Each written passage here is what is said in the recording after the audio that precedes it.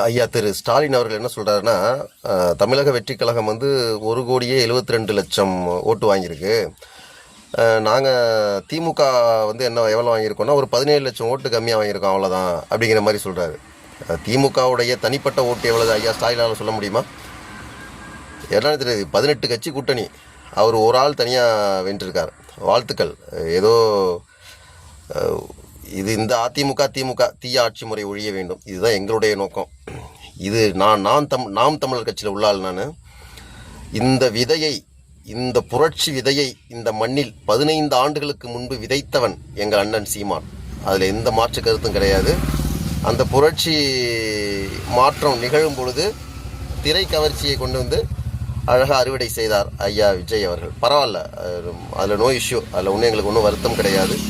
15 வருஷத்துக்கு முன்னாடி எங்கள் அண்ணனுடைய சத்தம், ஒற்றை மகனின் குரல், அந்த சத்தத்தை கேட்டு எங்கள் அண்ணன் கையை இறுக பிடித்தோம். சீமானின் தம்பிகளாக வளர்ந்தோம்.